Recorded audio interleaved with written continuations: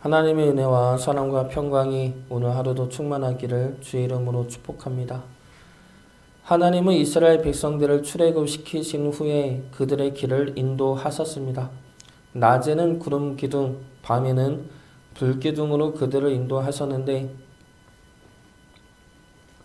그 인도하신 곳이 홍해 앞이었습니다. 앞에는 바다이고 뒤에는 애굽 군대가 밀고 들어오는 그런 막다른 곳으로 인도하셨습니다. 하나님은 왜 이스라엘 백성들을 홍해 앞으로 인도하셨습니까? 그 이유에 대해서 오늘 말씀 통해 같이 살펴보도록 하겠습니다. 이스라엘 민족들은 우리나라 한민족처럼 하나의 혈연 공동체가 아닙니다. 히브리라는 말은 민족의 이름이 아니라 사회 계층을 의미했던 말이었습니다. 낮은 계층의 사람들을 지칭하는 말이 히브리이죠. 그래서 이스라엘 민족들, 히브리인들을 하나로 묶는 것은 피로써 그들을 하나 되게 했던 것이 아니라 하나의 경험을 통해서 그들을 하나로 묶어 주었습니다. 그 경험이 출애굽 사건이고 바로 홍해의 경험이었습니다. 그러나 같은 경험을 했다고 하여도 같은 결과를 내진 못합니다. 오늘 말씀의 히브리인들은 홍해를 건넌 경험을 다 같이 하게 되지만 그들이 전부 가나안 땅에 들어가지는 않았습니다. 그들이 전부 가나안 땅에 들어가는 결과를 만들어내지는 못했다는 것이죠. 단지 여호수아와 갈렙만이 가나안 땅에 들어갈 수가 있었습니다. 이 여호수아와 갈렙 그리고 다른 히브리 사람들의 차이가 무엇입니까? 같은 홍해를 건넜으면서 왜 다른 결과물들이 나왔습니까? 그 이유는 홍해를 건너게 하신 하나님의 이유와 목적을 한쪽은 알았고 한쪽은 몰랐기 때문입니다. 여호수아와 갈렙은 홍해를 건넌 경험에서 출발을 했고 다른 쪽은 그 경험에만 머물렀기 때문입니다. 여호수아와 갈렙은 그 경험을 통해 하나님이 원하시는 것이 무엇인지 발견하였다면 다른 쪽은 그 경험에 머물면서 그 기적이 계속 반복되기만을 바랬습니다. 이러한 차이가 가나안 땅에 들어가느냐 못 들어가느냐의 결과를 만들어낸 것입니다. 출애굽에서 홍해가 갈라진 것은 출애굽기에서 홍해가 갈라진 것은 최고의 절정 단계가 아닙니다. 영화를 보면 홍해가 갈라지는 것은 클라이맥스죠. 홍해가 갈라지는 것이 영화 가운데 백미입니다. 장엄하고 가장 멋지고 최고로 흥분되는 장면입니다. 그렇지만 성경 말씀에서 홍해는 최고의 단계가 아닙니다. 하나님은 홍해를 가르시기 위해서 이스라엘 사람들을 애굽에서 구원해 내신 것이 아니죠. 하나님께서 이스라엘을 출애굽시키고 홍해를 건너게 하신 이유는 두 가지의 목적이 있었습니다. 두 가지를 깨닫게 하기 위함이죠. 첫 번째는 하나님 앞에 가만히 있어야 한다는 것이고 두 번째는 하나님의 말씀을 들으라는 것이었습니다. 이 두 가지에 대해서 오늘 말씀 통해 살펴보도록 하겠습니다. 먼저 첫 번째부터 알아보겠습니다. 애굽을 나와서 홍해 앞에 선 이스라엘의 반응은 두 가지입니다. 먼저 첫 번째는 당황스러움이죠. 가만히 보시면 이스라엘을 애굽에서 탈출시키신 건 누구입니까? 하나님이죠. 하나님이 스스로 이스라엘 가운데 임하시고 개입하셔서 그들을 탈출시키셨습니다. 그리고 그들을 하나님의 권능으로 인도하십니다. 낮에는 구름 기둥으로 밤에는 불 기둥으로 그들을 인도하시죠. 그들의 길을 하나님이 직접 인도하셨다는 겁니다. 그러면 그러한 길을 하나님을 따라갔다면 그 길은 형통한 길이어야 하지 않겠습니까? 그런 길로 인도하심이 최고의 하나님 아니겠습니까? 그런데 하나님 말씀대로 하나님 인도하심대로 걸어갔는데 그 앞에 홍해가 가로막고 있는 겁니다. 얼마나 당황스럽겠습니까? 우리 또한 하나님 믿으면서 하나님 말씀대로 살아가는데 걸어가는데 하나님의 인도하심대로 구름 기둥과 불 기둥보다 더 확실한 믿음의 표적들을 보면서 성령님이 인도하심대로 살아갔는데 홍해의 위기가 찾아옵니다. 사면 초가의 상황과 죽음의 상황까지 오게 되는 순간이 있다는 것이죠. 예상되는 실패의 위기 가운데 있는 순간, 하나님에 대한 믿음이 흔들리는 순간, 그 순간이 우리에게 오면 얼마나 당황스럽겠습니까? 이것이 첫 번째 반응인 당황스러움이죠. 그리고 또 하나의 반응은 두려움입니다.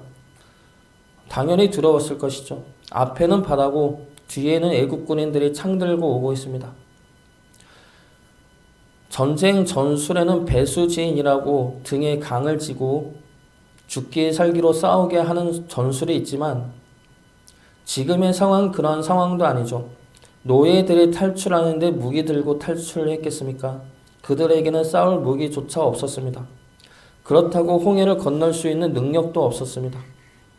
이래저래 죽을 위기 가운데 있는데 어느 누가 안 들었겠습니까?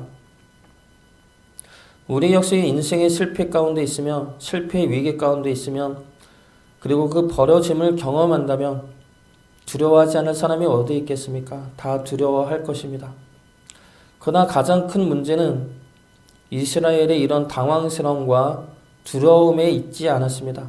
이스라엘의 문제는 이들이 당황스러워하고 두려워한 것이 문제가 아니라 어느 누구나 그런 상황이 오면 다 당황스럽고 두려워하죠. 문제는 이들이 이런 상황에서 하나님을 잊었다는 데에 있습니다. 이런 상황 가운데서 하나님을 잊어버린 것이죠. 이것이 그들의 문제점이었습니다. 우리가 당황스럽고 두려워하면 하나님을 잊게 됩니다. 마음의 평안은 두려움이 없는 상태가 아니라 마음의 평안은 두려움을 이겨내는 힘입니다. 오늘 성경은 이렇게 말합니다. 너희는 가만히 있을지니라. 13절과 14절 말씀 보겠습니다. 모세가 백성에게 이르되 너희는 두려워 말고 가만히 서서 여호와께서 오늘날 너희를 위하여 행하시는 구원을 보라. 너희가 오늘 본 애굽 사람을 영원히 다시 보지 아니하리라. 여호와께서 너희를 위하여 싸우시리니 너희는 가만히 있을지니라. 전에도 한번 이야기했듯이 영어 성경에 이 구절을 보면 이렇게 나옵니다. 너희는 가만히 있으라는 말씀은 영어 성경을 보면 hold your peace, 너희의 평안을 붙잡아라, 이렇게 나오고 있습니다. 마음의 평안은 주어지는 것이 아니라 붙잡는 것이죠. 두려움이 없는 것이 아니라 두려움을 극복하는 것입니다. 하나님은 홍해 앞에서 이스라엘이 하나님 보기를 원했던 것입니다. 믿음은 다른 게 아니죠. 홍해보다 하나님을 더 크게 보는 것입니다. 내 상황보다 하나님을 크게 보는 것이죠. 그래서 이스라엘에게 필요한 것은 가만히 있는 것입니다. 가만히 서서 하나님을 바라보고 하나님을 믿는 것입니다. 갈등과 고민과 의심과 불평을 멈추고 가만히 하나님을 바라보라는 것입니다. 두려움 때문에 하나님을 잊지 마시기 바랍니다. 하나님이 더 크고 하실 수 있다는 사실을 믿으시어 홍해 앞에서도 평안을 붙잡을 수 있기를 주의 이름으로 축복합니다. 두 번째로 하나님이 홍해를 건너게 하신 이유는 하나님 말씀을 듣게 하기 위함이었습니다. 이것이 진짜 목적이죠. 출애굽에서 홍해는 클라이맥스가 아니라고 했습니다. 출애굽에서 진짜 절정 단계는 시내산이죠. 시내산에서 하나님 말씀을 받고 그 말씀에 응답하는 자리가 출애굽에서 최고의 절정의 자리입니다. 홍해가 갈라지는 자리는 하나님의 주권이 역사하는 자리지만 시내산은 인간의 응답이 있는 자리입니다. 홍해가 갈라지는 자리는 하나님이 전적으로 역사하는 자리라면 시내산은 그런 하나님의 말씀에 응답하고 헌신하기로 결단하는 자리입니다. 하나님은 항상 우리가 에덴 동산으로 돌아오기를 원하십니다. 하나님의 땅으로 돌아오기를 원하시는 것이죠. 그래서 하나님은 노아를 통해서, 아브라함을 통해서, 이삭과 야곱을 통해서, 그리고 오늘 모세를 통해서 이스라엘을 하나님의 땅으로 부르시는 겁니다. 우리를 하나님의 땅, 거룩한 땅으로 부르고 계시는 것이죠. 그래서 우리가 언제나 하나님 안에 거하시기를 원합니다. 이것이 하나님의 마음이죠. 성경이 말하는 사람의 본성은 악합니다. 사람은 항상 죄로 향하는 속성이 있죠. 사람은 죄를 이기는 법을 모릅니다. 죄를 즐기는 법만 알고 있죠. 그래서 하나님이 우리에게 말씀으로 가르치는 겁니다. 죄를 싸워 이기는 법을 가르치고 그렇게 살도록 우리를 가르치시는 것이죠. 하나님이 홍해를 갈라서 이스라엘을 건너게 하신 이유는 그들을 가나안 땅에서 사는 법을 가르치기 위함이었습니다.